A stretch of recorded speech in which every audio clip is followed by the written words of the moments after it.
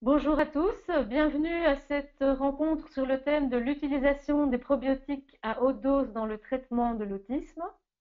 Cet entretien se place dans le cadre des conférences Sortir de l'autisme et notamment du congrès qui a eu lieu à Paris les 30 et 31 janvier 2016, organisé en partenariat avec le docteur Olivier Soulier, dont l'objectif est la recherche et les témoignages de pratiques médicales efficaces. Parmi ces nouvelles pistes, le traitement des troubles gastro-intestinaux associés à l'autisme s'avère capital. Beaucoup de parents, et ça a aussi été mon cas, utilisent des probiotiques et souvent à des dosages fort élevés. C'est pourquoi nous avons choisi d'approfondir ce sujet avec le professeur Claudio De Simone. Professeur De Simone, bonjour. Bonjour, bonsoir. Voilà, bonsoir, oui. Merci de nous rejoindre donc pour ce webinaire. Professeur De Simone, vous êtes membre de l'American College of Gastroenterology, professeur dans le domaine des maladies infectieuses de l'Université de l'Aquila en Italie, spécialisé dans les maladies de l'appareil digestif, en allergologie et immunologie clinique. Mais vous êtes aussi et surtout un spécialiste mondial en matière de probiotiques, le concepteur du premier probiotique à haute dose nommé Vivomix et anciennement aussi connu sous le nom de VSL3. Vous menez actuellement une recherche sur l'utilisation de probiotiques dans le traitement de l'autisme avec l'aide du ministère de la Santé italien. Donc, professeur, pouvez-vous nous expliquer ce qui vous a amené aujourd'hui à cette recherche? Alors, j'aimerais commencer par une diapo, la 26, si ça ne vous gêne pas. C'est très intéressant ce qu'on a vu dans les sujets avec cirrhose. C'est une étude qui a été publiée en Gastroenterology il y a 2 ou 3 années. Et ce qui m'a étonné, c'est que ces sujets-là pouvaient avoir, je peux dire, un changement des céphalopathies. Et ça, c'était quand même une surprise pour nous. Et on a fait même des études dans les souris, et vous voyez qu'il a été publié en Neurobiology, où on a montré que les probiotiques ont une influence sur les mécanismes au niveau du cerveau. Et alors, il y a, comme je peux dire, une curiosité de notre aspect, de notre part, parce que on a essayé de comprendre mieux qu'est-ce qui s'est passé avec ces produits-là. Et on a fait des autres études dans des souris âgées. On a vu que c'était une amélioration de la plasticité synaptique. Et ce qui est très important, on a vu qu'il y a une, comme je peux dire, une réduction de l'inflammation de la microglie. Alors, à ce point-là, on a essayé de comprendre s'il y était quelque chose qui pouvait être un modèle plus intéressant et plus proche de ce qu'on est en train de chercher. Celui-là, j'ai le plaisir de vous présenter une étude qui a été envoyée pour publication très récemment, il y a 2 semaines, et c'est dans les sujets avec les sida. Je ne sais pas si vous êtes familier avec les sida, mais quand même, maintenant, avec les nouveaux médicaments, les sujets vont être complètement contrôlés pour la quantité de virus dans le sang. Mais il y a un problème. Le problème, c'est qu'ils ont des, comme je peux dire, une situation de compréhension des mots, des mémoires, des capacités de se déménager dans la vie quotidienne, qui est terrible. Ces sujets ont ce qu'on appelle une encéphalopathie liée au virus de la sida. Et alors, on a donné des produits pendant 6 mois à ces sujets-là. Ces sujets-là ont eu une amélioration de la capacité de comprendre les mots, de rappeler les mots, de rappeler les choses et la capacité d'évaluer les poids, par exemple, d'un objet ou la distance. Et ça a été très étonnant. Et alors, à ce point-là, on a dit, bon, peut-être qu'il y a un intérêt même pour voir si dans les sujets avec l'autisme, bon, je dis autisme parce que mon français, c'est pas bon, mais et je peux dire avec autisme, c'est un parapluie pour... il y a plusieurs situations, mais on a fait un projet avec le gouvernement et qui est dans la région toscane, où les enfants sont amenés, sont évalués, et il y a une randomisation avec les produits, avec les placebos, et après on va les évaluer. Ça, c'est très avancé, et je pense que ça pourrait avoir du succès, parce qu'au même temps qu'on a fait cette étude, on a commencé à, comme je peux dire, encourager les gens à essayer les produits. Et de ce qu'on voit en Italie, en France, mais même aux États-Unis, et il y a des docteurs aux États-Unis qui sont très contents du produit. On a des progrès dans la situation de cet enfant, dans le sens qu'il y a une réduction de la pathologie gastroentérologique et une amélioration de la condition mentale, dans le sens qu'ils sont un peu plus attentifs, un peu plus capables d'interagir avec les autres. Ça, c'est les docteurs qui le disent. C'est comme je peux dire, ce sont les gens qui le disent. Et ce n'est pas encore une étude. Mais je pense que si on considère ce qu'on a déjà fait dans les autres domaines, ça, c'est une bonne position pour essayer d'évaluer qu'est-ce qui se passe et s'il y a un changement de la fonction de l'appareil digestif et si ça peut, comme je peux dire, avoir une influence sur l'interaction avec les mondes de l'extérieur de ces sujets-là. Ça, c'est le point de départ. Il y a des autres, comme je peux dire, évidences qu'on pourrait discuter si vous en voulez, qui semblent liées à la situation intestinale de la microflore à la maladie. Par exemple, si vous allez à la page 19, vous voyez que maintenant on est en train de classifier les maladies en accord à la présence de certaines bactéries et vous voyez s'il y a l'autisme, Parkinson, Alzheimer et même le diabète. Et il y a un point qui c'est très intéressant, par exemple, ça semble qu'il soit bien maintenant établi que les Clostridia sont augmentées dans l'autisme, l'Alzheimer et le diabète. Et de l'autre côté, les bactéroïdes même sont augmentés dans l'autisme, l'Alzheimer et les diabètes type 2. Parkinson, c'est totalement différent, apparemment. Et le lactobacillus s'est diminué dans l'autisme et le diabète. Alors, c'est très, très préliminaire. On ne sait pas encore si ça c'est vrai ou non, mais ça montre qu'il y a une certaine association entre la flore intestinale, certaines bactéries et les maladies dont on est en train de parler. Ce qui peut être intéressant pour vous, pour le moment, en tout cas, c'est celui-là. Il y a des métabolites, les acides gras courte chaîne, spécifiquement l'acétate butyrate et les propionate, qui sont produits par les bactéries. Ça, c'est très intéressant. Et la sérotonine, la dopamine, l'adrénaline, l'acide gamma-aminobutyrique, autres peut être produits par les bactéries. Et alors, comme vous voyez, il n'y a pas de doute, je pense à ce point-là, qu'une modification de la flore intestinale a une influence sur les acides gras à chaîne courte et sur les neurotransmetteurs. Ça c'est sûr pour le moment.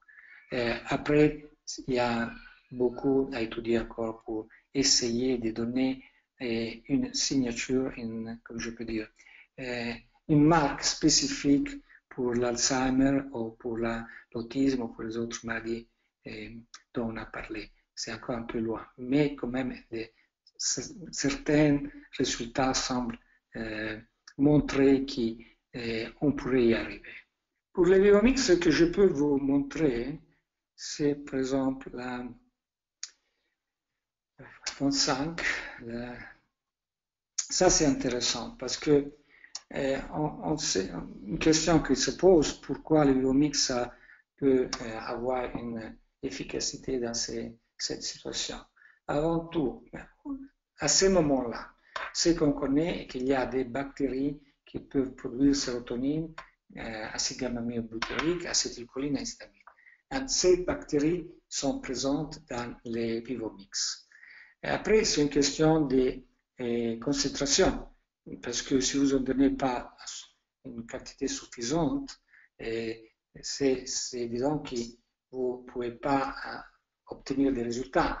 Dans ces cas-là, il y a 450 milliards qui c'est, je pense, au moment les probiotiques les plus concentrés qu'il y a sur les marchés. Et ça se fait qu'ils montrent une efficacité dans nombre de maladies comme les maladies inflammatoires intestinales, les hépatopathies. Il y a 170 publications internationales. Il est recommandé par les gastroentérologues. Mais ce que je veux dire, ce n'est pas seulement une question des souches, c'est même une question des quantités. Et je pense que pour ça, ces produits, ça peut être, comme je peux dire, le premier choix pour essayer de changer la flore intestinale et voir s'il y a une production de métabolites qui peuvent aider cet enfant.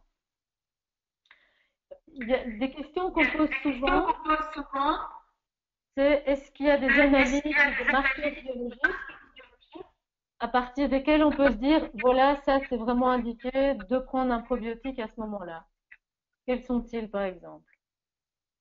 Bon, à ce moment-là, non. Il y a beaucoup de publications qui disent, vous pouvez regarder s'il y a une réduction de lactobacillus ou réduction des autres bactéries ou une augmentation des clostridium, mais il n'y a pas un marqueur spécifique. Non, ça on ne peut pas le dire. La seule chose que je pourrais conseiller est de regarder s'il y a des, comme je peux dire, des douleurs, des symptômes abdominaux dans les enfants, parce que, comme vous savez mieux que moi, 60-80% des enfants avec l'autisme ou syndrome comme l'autisme ont des problèmes au niveau intestinal. Et à ce point-là, ce qu'on a vu, qui, par exemple, ça c'est une étude qu'on a fait à Chicago, c'était pas des enfants avec l'autisme, mais c'était des enfants qui ont tout le temps de la douleur et les médecins, ils ne savent plus que quoi faire. Et l'ont essayé, c'est une étude qu'on a fait multicentrique, en aveugle. Il a montré, ici il y a un résumé, qu'avant tout, en bas à droite, vous voyez que la famille, c'est bien plus heureuse, parce que il y a, comme je peux dire, il y a moins de stress pour les parents, et il y a moins de gonflement abdominal pour les enfants, moins de douleur. Et alors, je pense que, puisque ces symptômes de douleur abdominale sont même présents dans l'autisme, si vous avez un enfant qui a des problèmes gastro-intestinaux, ça c'est un marqueur pour donner un probiotique. Alors, je ne pense pas que vous devez regarder les selles, à moins qu'il y ait un diarrhée ou une forte constipation, mais si les enfants ont du borborygmie, je ne sais pas si c'est borborygmie en français, du ballonnement, s'ils ont de la douleur, en tout cas, si l'attention de l'enfant ou du médecin ou de la famille c'est vers une pathologie du gastroentérologiste, bon, à ce point-là, je pense qu'il faut donner un probiotique. Alors, c'est plus un marqueur de type clinique que non du laboratoire. Ok. Alors, j'ai pas mal de questions vraiment très pratiques. La première, par exemple, c'est est-ce qu'on peut utiliser un probiotique si on a une allergie au lactose ou si on est intolérant au lactose, sachant que c'est souvent cultivé sur des souches lactiques? Bon, ça dépend du produit. Dans le cas du Viomix, les souches ont un enzyme qui s'appelle lactase. Et alors, même s'il y a un petit peu de lactose dans les produits, parce que c'est un produit qui est produit, comme je peux dire, avec des dérivés du lait, et c'est pas un problème. Ça dépend du produit. Certains produits, certaines souches n'ont pas cette enzyme de lactase, alors elle ne peut pas inactiver la lactose. Dans ces cas-là, s'il y a une tolérance au lactose, vous pouvez le donner. au moins qu'il soit très très sévère, mais normalement c'est très bien toléré et on en le donne pour prévenir l'allergie. Et même aux arachides, aux crustacés. On parle par exemple, on pourrait imaginer qu'éventuellement on prenne encore des enzymes spécifiques pour digérer le lactose, ou bien ça n'a Oui, pas de... normalement les gens prennent même des enzymes pour le lactose, mais dans ce cas-là, les souches qui sont là ont une activité enzymatique sur le lactose, alors ça, c'est pas nécessaire. Mais si la question c'est générale, est-ce qu'on peut prendre les probiotiques si on a une intolérance au lactose? Ça dépend du produit. Alors, votre proposition de prendre des enzymes pour le lactose, c'est une bonne proposition. C'est euh, la bonne chose pour être du côté qui est le plus prudent.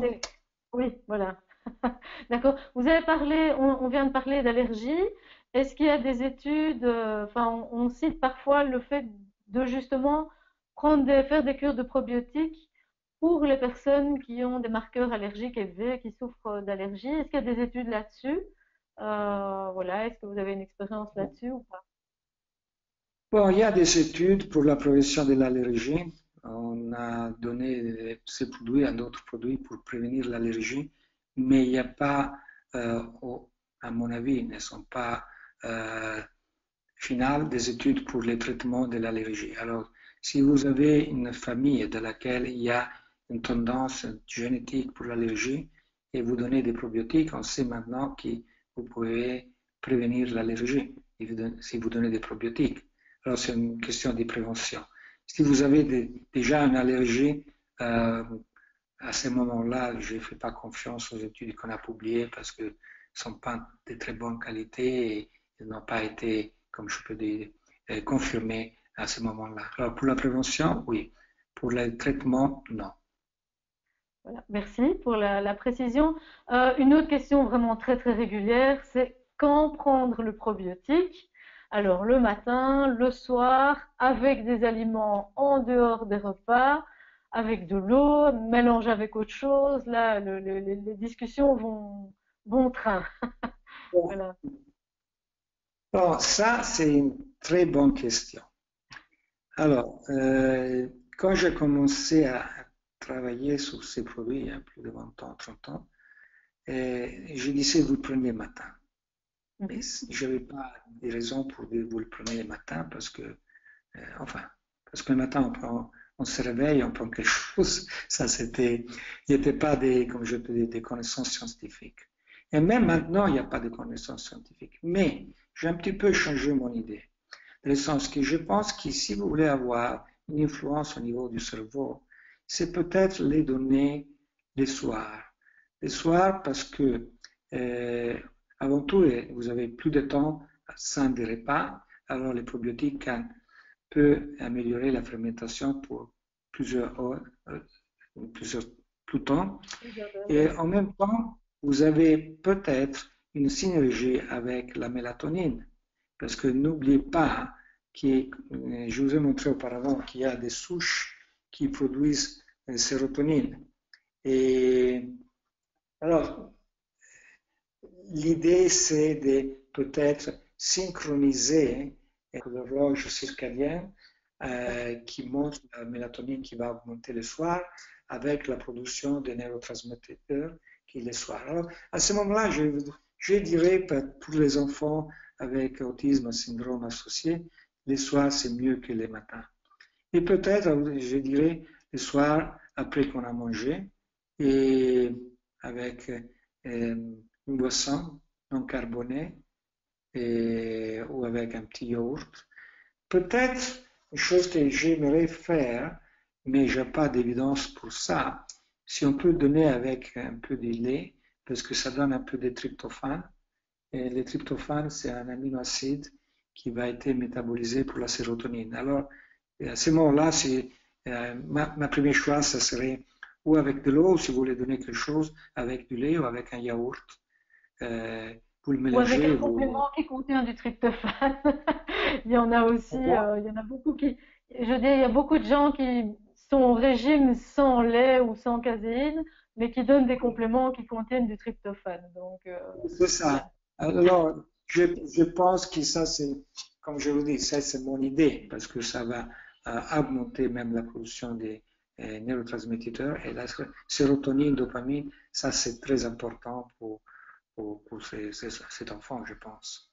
Ok. Vous citiez tout à l'heure le fait qu'il y avait une étude qui avait démontré que ça avait une influence au niveau des cellules microgliales, hein, dont on sait qu'en fait, chez les enfants autistes, elles sont souvent engorgées, c'est-à-dire, je pense au professeur Martha Herbert qui décrit un peu, on a souvent de l'inflammation dans le cerveau des enfants autistes et qui dit c'est justement durant la nuit qu'effectivement ce drainage, cette désintoxication, désengorgement des cellules doit se faire.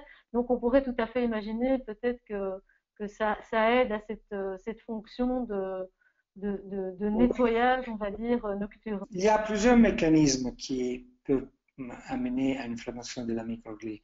Ce que nous avons démontré dans ce travail, c'est qu'il y a un problème au niveau de l'endothélium, de la paroi interne des vaisseaux.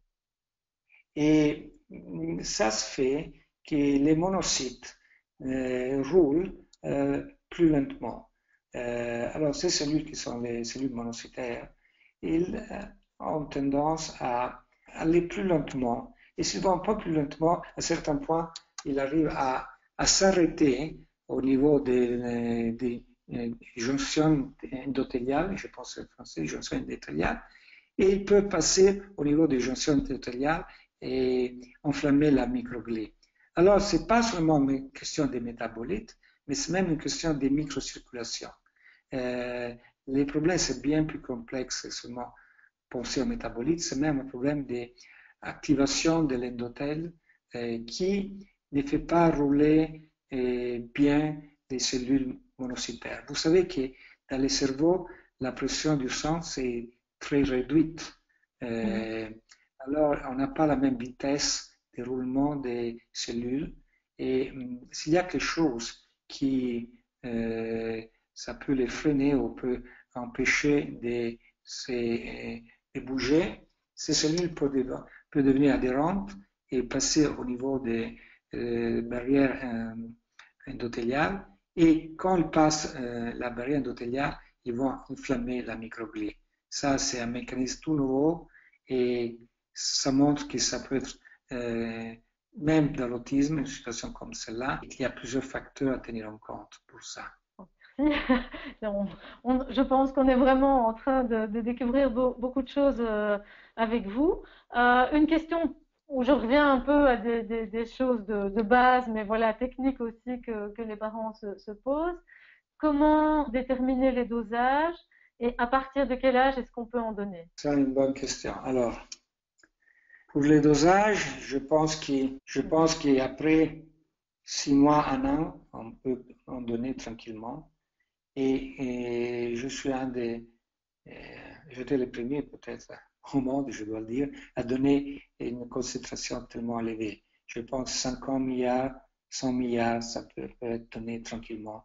Un petit bébé, on peut aller jusqu'à 200, 300 milliards quand les bébés ont 2-3 ans. Parce que si vous en donnez pas assez, vous n'avez pas de colonisation de l'intestin, vous n'avez pas assez de production des métabolites. Alors, si on donne 10 millions, 10 milliards, vous voyez rien. Il n'y a pas assez de bactéries dans l'intestin pour modifier la situation de la microflore.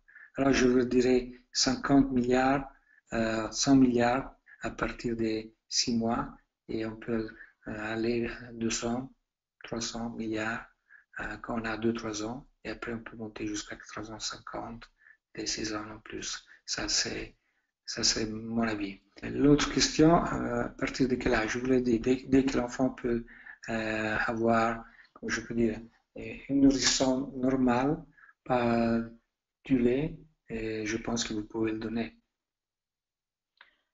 Une question aussi, c'est en général, on démarre graduellement. On commence par des petites doses et puis on augmente graduellement. Ça va sans dire. Qu'est-ce que vous préconisez en cette matière? Je pense que vous pouvez partir tranquillement de 20 milliards, 20, 30 milliards sans problème, parce que ça, c'est le minimum. 20, 30 milliards, pour être, enfin, moitié capsule, ça pourrait aller pour démarrer, et vous allez en capsule, et après, une capsule, c'est 4 capsules, c'est un sachet, alors vous pouvez commencer par une demi-capsule, les capsules peuvent être ouvertes, et après, vous allez à une capsule, ça va, je pense que c'est une question de démarrer, oui, mais pas avec une dose homéopathique, et c'est une question d'attendre une semaine peut-être pour aller, comme je peux dire, à augmenter le dosage, mais normalement, ça dépend même de comment l'enfant va réagir. Une Après, chose qui après c'est une semaine, arriver à une dose complète ou on augmente après 3 jours? là, je voudrais dire, dans une semaine, vous avez une dose complète. C'est ça, voilà. Ok, d'accord. Voilà. Bon, à voir d'un individu à l'autre. Qu'est-ce qu'on imagine comme étant une dose maximale? Je suis très concrète. Euh, oui, dépend de l'âge du sujet. Si vous avez Mhm. jusqu'à 3 ans, 4 ans, je pense que 450, euh, ça va. 450 milliards. Si vous avez plus de 6 ans, vous pouvez arriver jusqu'à le double. Euh, Ouais. Ça fait 452 fois par jour. Parce que ce qu'on est en train de faire, c'est d'échanger la flore intestinale. Mhm. Alors, vous avez besoin de certaines quantités. Et ces quantités doivent être suffisantes. Une fois que vous l'avez changé, et ça vous prend à peu près 3 semaines, vous devez seulement la maintenir. Alors, si vous allez à 450, vous pouvez normalement descendre à 200, 250. Si vous prenez 450 deux fois par jour, vous pouvez arriver à 450. Vous comprenez? Alors, vous devez avoir une augmentation du dosage pour les premières 3, 4 semaines, et après, vous pouvez descendre. Vous n'avez pas plus besoin de cette quantité parce que l'intestin de l'enfant a été déjà colonisé. Alors, c'est une question de le maintenir. Ok. Oui, c'est une question très, très courante. Combien de temps est-ce qu'on fait? Est-ce qu'on arrête? Est-ce qu'on recommence? Est-ce qu'on varie avec un autre? Voilà, effectivement. Bon, Donc, alors, la première chose à faire, c'est de donner assez de temps pour voir des résultats. ouais. Et je dois dire, ne vous envoyez pas en 3, 4 mois, c'est pas la peine ça je rappelle, gaspiller de l'argent. Mhm. Euh, vous prenez plus le produit, vous prenez un autre produit, vous achetez quelque autre chose, mais ça vaut pas la peine. Alors, mais vous devez donner 3 ou 4 mois de confiance. Vous comprenez ce Ok. que je veux dire? Oui, oui, Parce oui. que prend du temps. Si après 4 mois, la famille ne voit pas des résultats, bon, ça marche pas. Si vous voyez des résultats, ben alors il y a deux possibilités.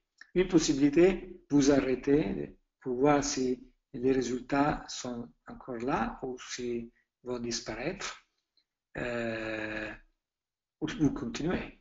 Et, D'accord. et si les résultats vont disparaître, les bons résultats disparaissent, ça signifie que l'enfant a besoin du produit. Si après que vous arrêtez, les résultats sont encore positifs, ça signifie que quelque chose s'est passé, que vous n'avez plus besoin du produit. Alors, ce que je veux dire, vous faites 3, 4 mois et après vous faites comment je veux dire, un jugement de ce qui se Mhm. passe Une et après la évaluation. décision. Oui. Ok. On a parfois enfin, moi, ça c'est vraiment, je dirais, des observations de parents. Mais moi, j'ai parfois l'impression, et d'autres parents me l'ont confirmé, qu'une fois qu'on a démarré la cure, peut-être après quelques semaines ou quelques mois, l'enfant généralement, les enfants autistes ont, comme vous le savez, des pathologies chroniques, mais pas aiguës. Mhm. Et à partir du moment, souvent, où ils commencent justement, ils sont au régime, ils commencent à prendre voilà, des nutriments, des acides gras, des vitamines, des minéraux, et puis on démarre aussi le probiotique. Et souvent, au moment où on augmente relativement vite après avoir démarré un probiotique à haute dose, l'enfant fait une fièvre. Et donc, il y a une espèce d'activation du système immunitaire. Donc, je ne sais pas si vous avez un commentaire par rapport à ça, si c'est une observation juste entre parents et si ça peut s'expliquer. Alors, ça c'est intéressant. Une chose qui c'est possible et que ces enfants ont un intestin avec, excusez-moi français, des petits trous. Vous Oui, comprenez? oui, poreux. Ce qu'on appelle la porosité intestinale, oui. Oui, la première intestin, c'est pas très bon. Alors, si vous changez dramatiquement la flore intestinale, il y a peut-être des bactéries, mais pas des bactéries, des fragments de bactéries, parce que s'il y était des bactéries, ça serait une septicémie. Alors, c'est qu'on sait qu'il peut y avoir des fragments de bactéries qui peuvent passer au niveau local et activer les réponses immunitaires locales, et ça peut donner un petit peu de fièvre. Ça ne devrait pas être un problème, parce que les mêmes produits, si on l'a donné à des gens qui ont une inflammation chronique, comme la colite ulcéreuse, ces gens-là n'ont pas de fièvre.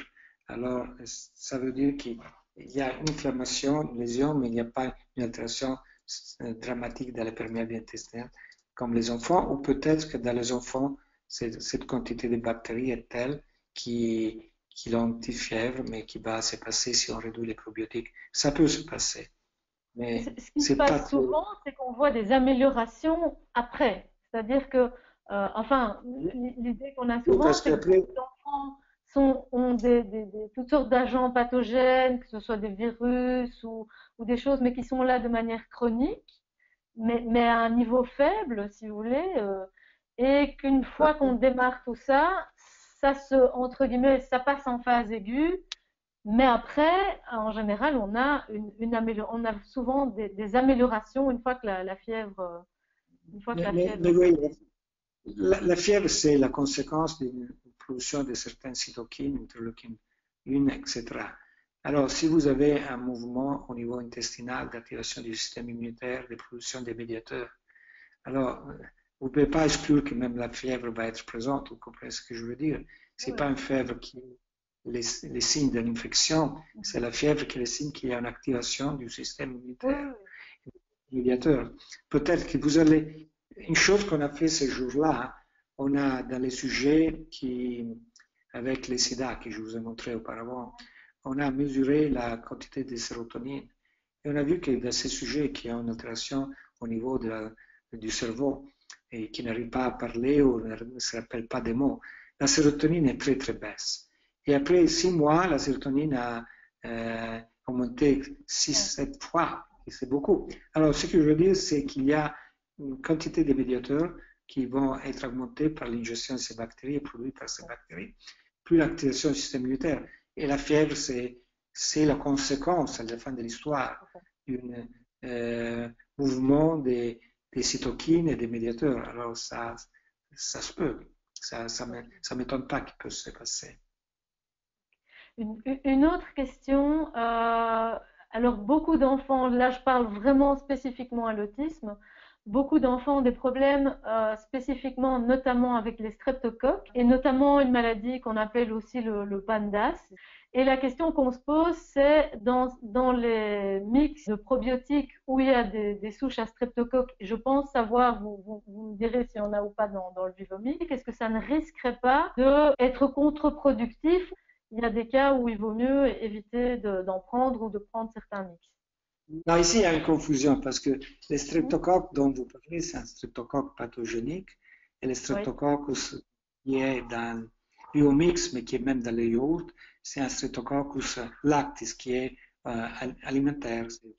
Alors, ce sont pas, malheureusement, on les met, non, mais là, comme je peux dire, ne sont pas même parents, ne sont ok. pas la même famille. Alors, ça, c'est une chose totalement différente. Le problème du streptocoque, c'est que c'est probable qu'il va déclencher une maladie auto-immunitaire et Vivomix, ça marche très bien sur les maladies auto-immunitaires. Ça, on le sait, on a publié pas mal d'articles en ça. Alors ça peut aider pour réduire l'inflammation associée à la maladie inflammatoire chronique, surtout s'il y a une pathologie auto-immune. Euh, mais il n'y a pas il n'y a rien en commun entre les streptococcus pathogéniques et les streptococcus thermophilus ou streptococcus lactis qui est dans les yaourts en vivomix. Les streptococcus thermopsyle, c'est partout, c'est dans les fromages, c'est dans les yaourts. Alors vous comprenez que c'est pas le problème des biomix ou des autres probiotiques, c'est seulement que les gens font une confusion sur les noms. Ça, c'est malheureux, Mais je suis mais très contente que vous y répondiez parce que c'est quelque chose qu'on voit. Enfin, vous savez, il y a des blogs, des forums, etc. Il y a parfois des milliers de parents qui discutent voilà, de l'utilisation de tous les produits, etc. Et c'est toujours un truc qui revient. Donc, mais voilà, je suis écoutez, contente que vous répondiez à cette j'ai question. lu hier un article d'un sujet, je ne vais pas dire le nom, qui a publié sur un journal très bon, très très bon, qui a fait confusion entre le Streptococcus pyogenes et le Streptococcus lactis. So, Streptococcus Mhm. pyogenes is l'agent pathogénique de l'érysipela, Irrésistible, infection. ouais.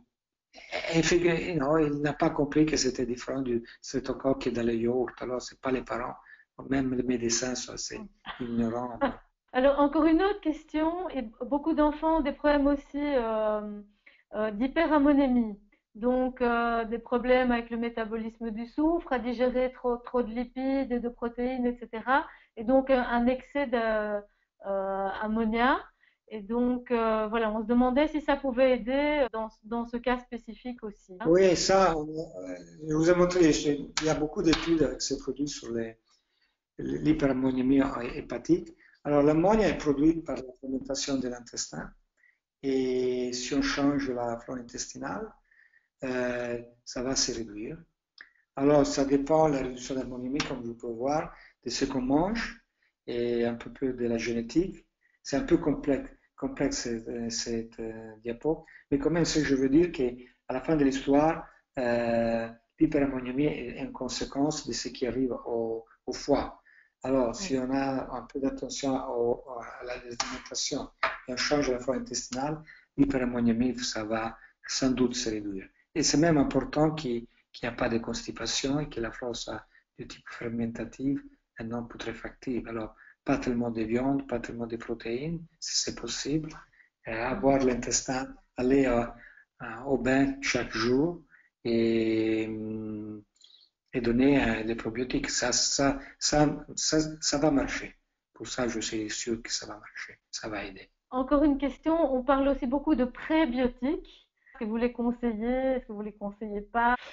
Voilà. Non, non, les prébiotiques, alors, avant tout, prébiotiques, ce sont des sucres qui Ouais. aident la croissance des bactéries. Mm. Alors, le problème des prébiotiques, c'est que personne, de ce que je connais, mais même que j'ai lu, est capable d'avoir ou de synthétiser ou de fabriquer un prébiotique qui est spécifique. Ça veut dire que vous avez des milliards de bactéries dans l'intestin et s'il y avait un prébiotique qui est spécifique pour les bifidobactéries ou pour le lactobacillus, ça serait très bien. Mais les prébiotiques doivent faire s'accroître toutes les bactéries. Alors c'est un peu difficile de les conseiller si on ne change pas la flore intestinale avec un probiotique. Enfin, ce que je veux dire, les prébiotiques, ça aide s'il y a un probiotique, parce que vous donnez les bonnes souches et vous aidez les bonnes souches à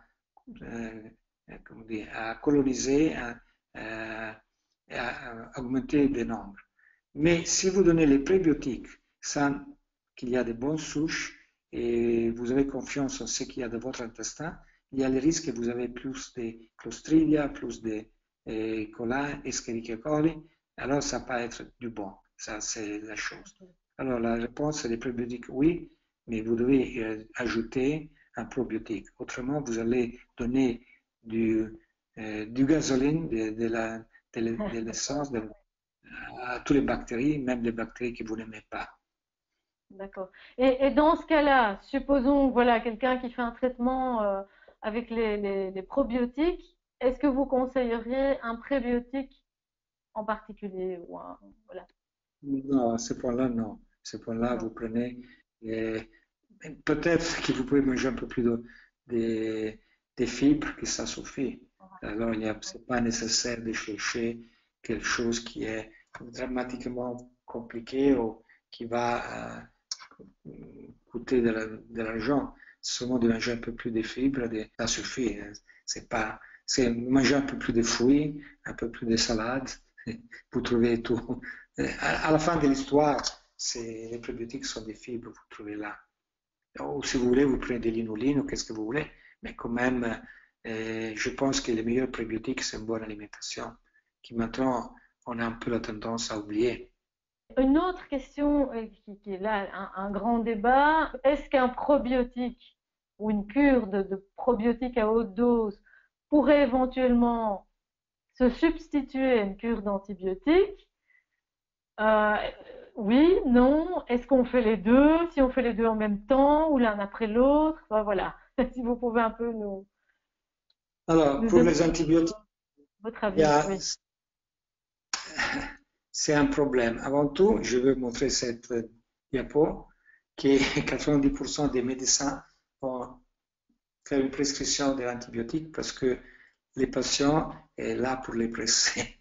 Et après, vous pouvez lire par vous-même, il y a 70% des médecins qui donnent des antibiotiques, mais ils n'ont pas d'idée s'ils sont en train de, c'est pour traiter une infection de virus ou bactérienne.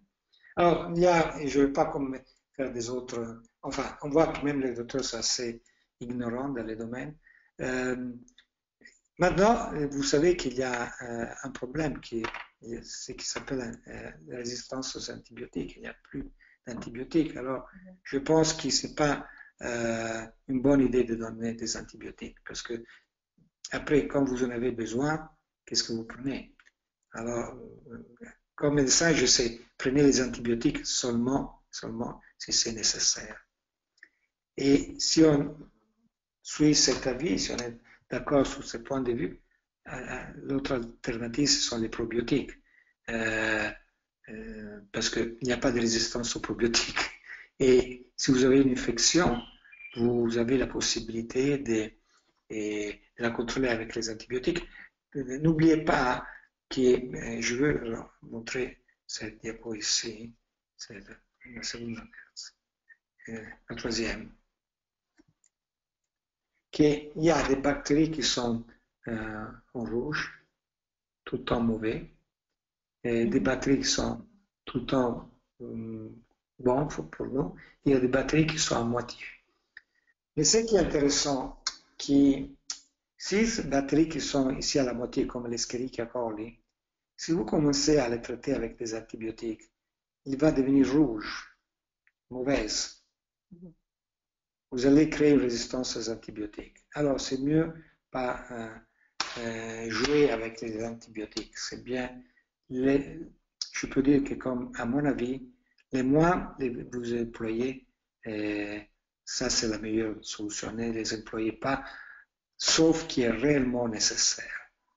Attendez 3 jours de fièvre, regardez, et vous voulez être sûr que c'est une infection bactérienne, parce que s'il y a une infection virale, vous n'avez pas besoin. Alors, votre réponse, si les probiotiques peuvent être utilisés à la place des antibiotiques, oui, c'est la seule solution au moment. C'est où maintenant les gens sont en train d'aller donner des bactéries qui peuvent être utiles pour notre santé et essayer de remplacer les mauvaises bactéries avec des bactéries qui sont activement, métaboliquement actives et bonnes pour nous.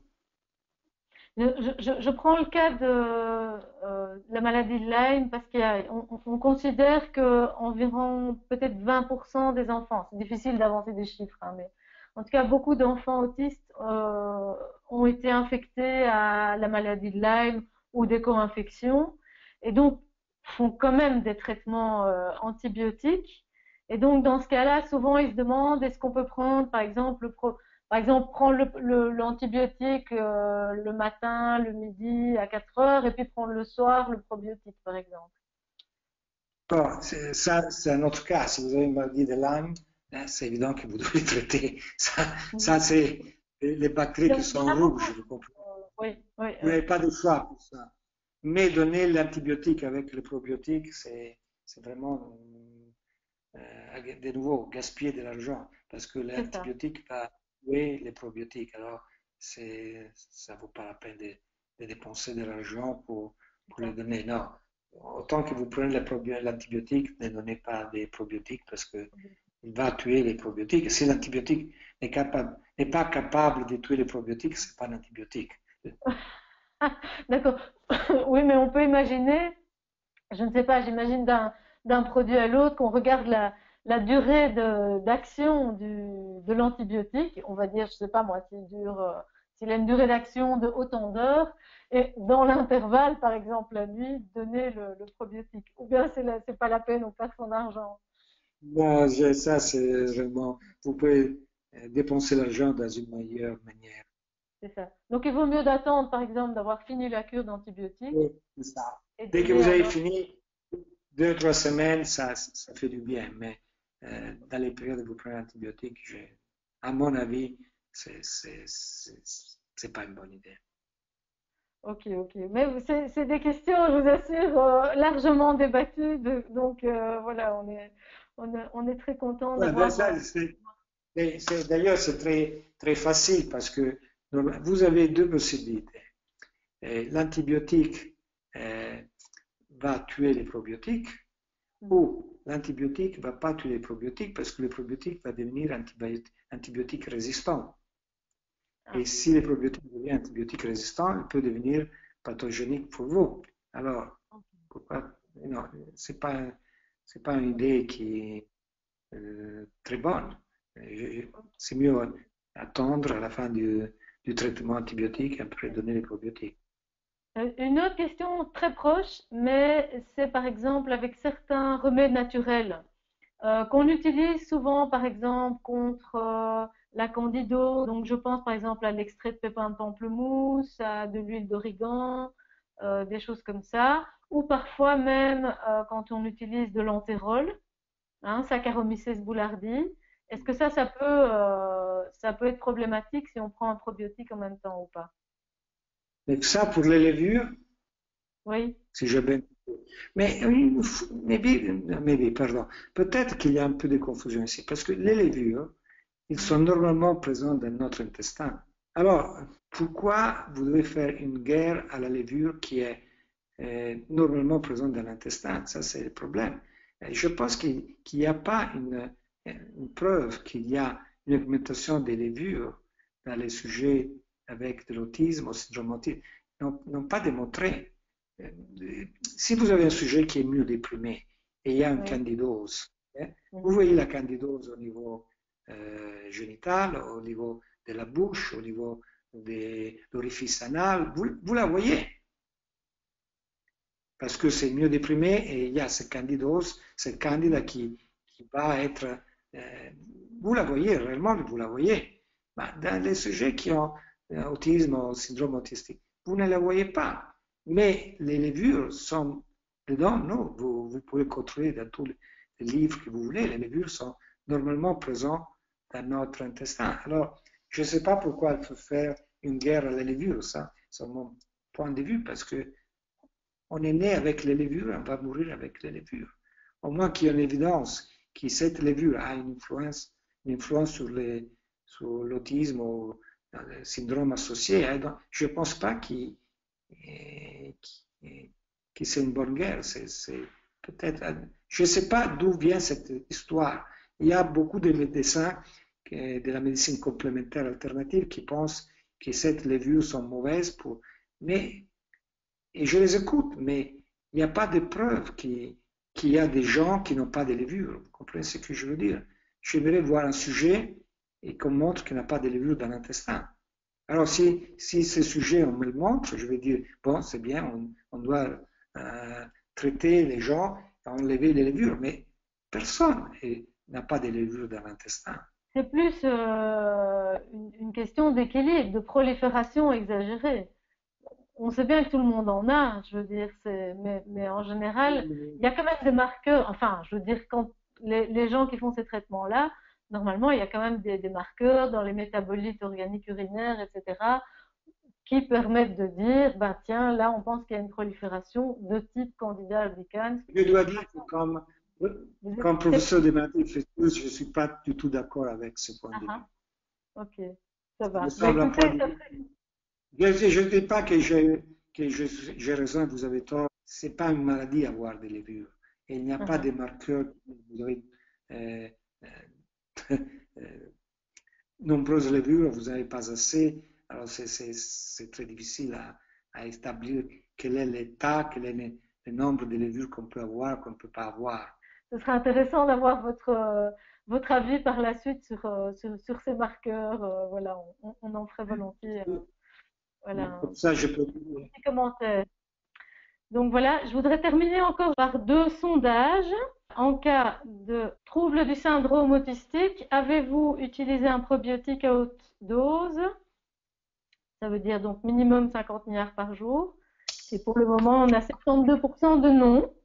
Beaucoup de gens sont vraiment très surpris de savoir qu'on peut aller à des dosages allant jusqu'à 450 milliards par jour. 21% l'ont utilisé avec des effets positifs et 11% disent oui sans effet. Donc on a quand même le double de personnes qui ont eu un effet positif. Je vais clore le sondage. Il y en a encore un. Voilà, l'effet du probiotique à haute dose. Alors, parmi ceux qui l'ont utilisé, est-ce que vous avez vu une amélioration des troubles intestinaux, une aggravation, éventuellement de la fièvre puisqu'on en a parlé, une amélioration du comportement ou une aggravation? Voilà. Alors, amélioration des troubles intestinaux, pour le moment, je vois 80%, donc ça vaut le coup. Amélioration du comportement aussi, 30%. Ce serait intéressant de reprendre les enquêtes, peut-être de reprendre les enquêtes de manière plus générale et de refaire un sujet pour une lettre. Nous allons, avec votre aimable autorisation, rediffuser et l'entretien et le fichier avec la présentation. Donc ce sera dans la newsletter qui sera probablement fin août. Ce sera aussi certainement, je pense, sur votre site. Donc voilà, donc je me permets de citer le fait que vous avez donc un blog avec une lettre, la lettre des probiotiques du professeur Dessimone.